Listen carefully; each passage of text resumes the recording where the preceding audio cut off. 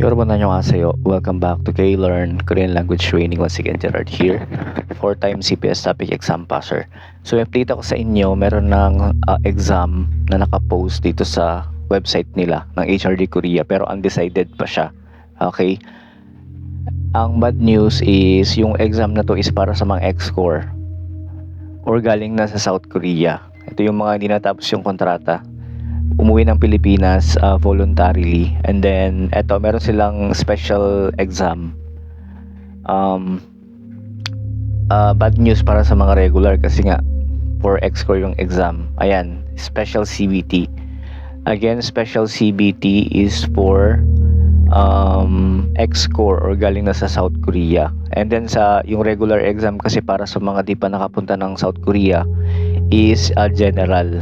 Okay, general CBT. So as you can see dyan sa screen, special CBT. Yun nga, parang nga to sa mga ex-core. Pero napansin ko lang, yung baligtad ngayon siya. Normally, ang nauuna is yung general or yung regular exam para sa mga first-timer.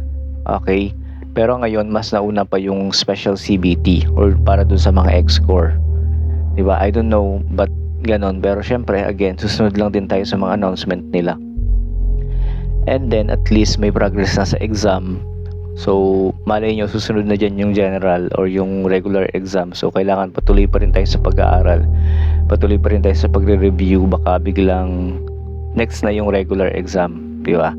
So ayun, medyo bad news din para sa regular kasi dapat nauna nga yung regular, di ba? Pero sila kasi nagde-decide niyan kung anong exam ang lalabas or ipapatake nila sa atin. So ayun, sa mga ex-core or galing na ng South Korea, hintayin nyo yung master list kung saan check nyo yung pangalan nyo doon kung pwede kayo mag-register sa exam. Okay? So hindi tayo pwedeng basta-basta mag-register dito sa special CBT kasi meron pong master list na ilalabas sila kung saan andun yung mga pangalan ng mga pwedeng mag-exam or yung mga ex-core galing na ng South Korea. So kung regular ka and then di ka pwedeng mag-register dito, bawal. Kailangan yung mga nasa listahan lang ang pwedeng mag-register. Okay? So yun yung special CBT. Okay? At least meron ng progress, at least nagkaroon ulit ng exam para sa Philippines. Sa mga ex-core, good luck. Kailangan yung mag-review kasi iba na yung exam, hindi na siya tulad nung dati.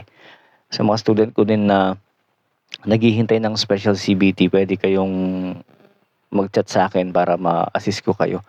Ayun, shoutout pala dun sa nag-comment na meron nang nakalagay dito sa natin sa website nila, kaya na-vlog ko siya kaagad or baka kagabi pa to. di lang ako nakapag-check. So ayun, yun lang yung update ko para sa exam, special CBT para sa mga ex-core. Again, hindi ito para sa regular, okay? And then undecided pa siya.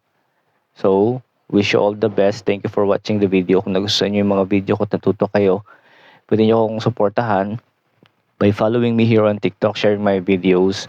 Andyan din ako sa Blue App, K-Learn Korean Language Training. I'm a 4-time CPS Topic Exam Passer. May mga showcase din ako dyan, baka meron kayong bilhin, dyan nyo na bilhin as a support.